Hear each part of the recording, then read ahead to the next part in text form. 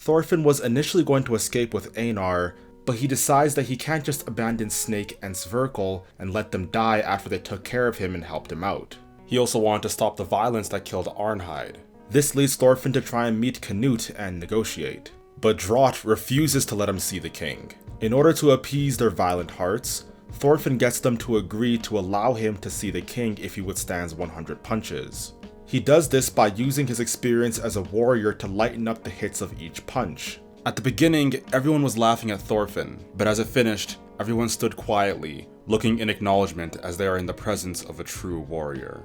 After doing this, after taking an incredible beating, after withstanding 100 punches, he is asked why he didn't just defeat Drought in combat. After all, he still is quite the formidable warrior. He scoffs at the idea, calling it foolish, and he tells everyone stoically that he has no enemies. When I was watching this, it reminded me a lot of the story of Christ. Thorfinn suffers for the sake of giving people he loves the chance to survive. Similarly, Jesus died and gave us the chance to live in the next life. Vinland Saga takes place in a far more brutal time period. In fact, most of human history looked a lot like Vinland Saga. The world was a brutal and savage place, and Thorfinn stands in direct contrast to this. Olmar contrasts Thorfinn in the earlier parts of the season. They both have strong and honorable families, but Thorfinn was a skilled warrior and Olmar wasn't. Both of them, however, lived for violence in different ways. Olmar wanted to prove that he was a competent warrior, and Thorfinn wanted to kill Askeladd to avenge his father. After Olmar was made privy to the terrors of war, he eventually discarded his preconception of what a true warrior was. And similarly, after Thorfinn became a slave and lived among the lowest of the low, he began to understand the importance of sacrifice and gratitude. Thorfinn learns that a warrior protects what he loves in the least violent way.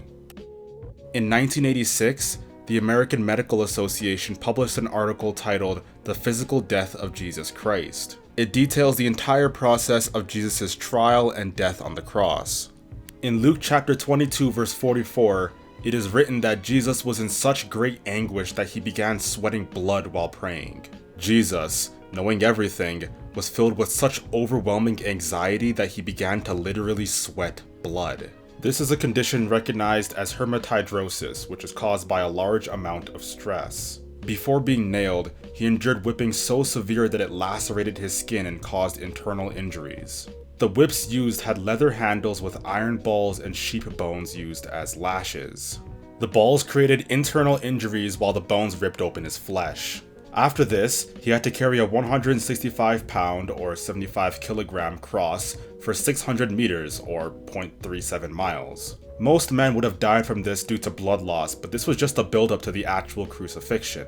While on the cross, he had a crown of thorns 2 to 3 inches deep into his skull and nails as long as 8 inches hammered into his wrists and ankles. This forced him to use his bony, exposed back to keep himself up and alive. And after this, he had a spear pierced into his side. In Isaiah 52 verse 14, it says his body was disfigured beyond that of any man. We have an entire word, excruciating, to describe what he graciously endured for our sake. He sacrificed his body to show us how much he loved us, even and especially for those who wronged him. While on the cross, Jesus takes Thorfinn's quote one step further by asking God to forgive those who wronged him. And previously he's told his disciples to actually love their enemies. Omnia vincit amor is a Latin phrase meaning love conquers all. To love, according to St. Thomas Aquinas, is to will the good of the other. So Jesus told his disciples not just to want the best for his enemies, but to actively act in a way that is conducive to their good. To will something is an action. It isn't just to assent to the fact that you don't have any animosity towards them. It is to actually help them for their own good. If you want to learn more about Christianity, check out my book, Muscular Christianity, A Case for Spiritual and Physical Fitness. If we bring this back to Vinland Saga, the phrase, "I have no enemies," similarly seeks to repudiate conflict and not perpetuate it. It acknowledges that the enemy is not exterior, but interior. It sees the enemy not in those around you, but in yourself. Aristotle said, "I count him braver who overcomes his desires than him who conquers his enemies, for the greatest victory is over self." The Stoic philosopher Seneca insightfully observed that we suffer more in our minds than in reality. There are many people who have wronged us, but I can promise you that we have not been hurt more than Jesus or even Thorfinn. We can choose to bear the struggle and magnanimously love our enemies. After Thorfinn endures 100 punches, he gets the chance to talk to Canute. Upon looking at his battered and thrashed face, Canute asks Thorfinn if he is angry at him for making him a slave. Thorfinn holds no animosity towards him. In fact, he thanks him. Canute, the one who was responsible for killing Askeladd, the one who enslaved him. Canute who, for all intents and purposes, destroyed his reason to live, he ultimately thanks. This is because he used his change of situation as an opportunity to grow. He saw his situation as an opportunity to become better. This is similar to how the Bible views struggle and pain.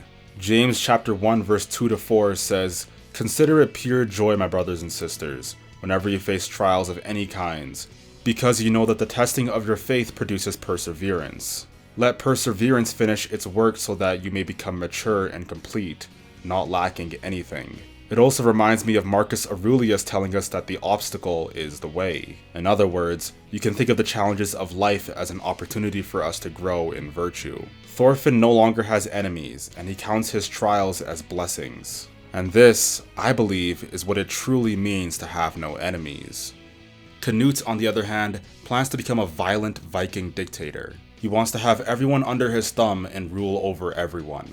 But to do this, he would have to kill thousands of lives. This is an extreme departure from where he was in Season 1. In my previous video, I talked about how Canute was timid and cowardly, and now he's flipped to the opposite extreme and became a tyrant. But after the short conversation, Canute begins to downsize his army and vows to not go after farms.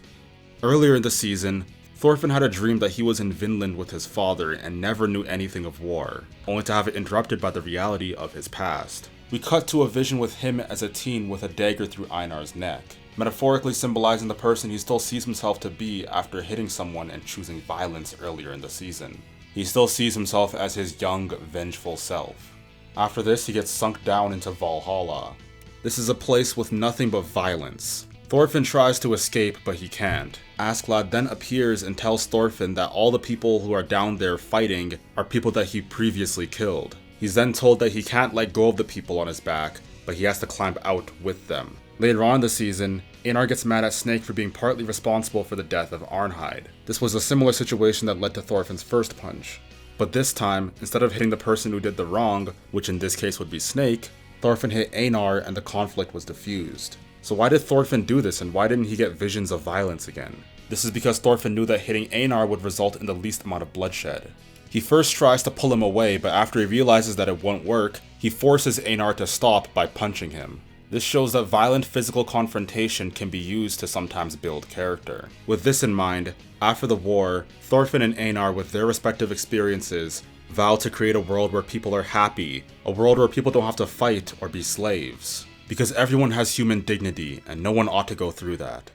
In Aristotle's book The Politics, he talks about how some people are natural slaves. This was hardly the controversial opinion of his time. Now obviously I don't agree with him in a literal sense, but in a metaphorical sense he's actually correct. We are all slaves to the laws of nature. If you go back to the conversation with Canute, he believed that he could calm the waters and stop them from rushing. And when he attempts to do so, he fails. And then he explains that the only way to create his own world is to defy God's logic. But that isn't exactly possible. If you want to know why, be sure to watch my video on Fullmetal Alchemist and God and Christianity and truth. Before I conclude this video, there's a couple things I want to mention here. There's a contest running where you'll get my book and a piece of merchandise for free. Links in the description. Lastly, let's play a fun game. Comment a number between 1 and 168, and I'll reply to your comment with a direct quote from my book. It should be fun for both of us. With all that being said, I hope you enjoyed the video. Don't forget to like, comment, and subscribe. I'll catch you all next time.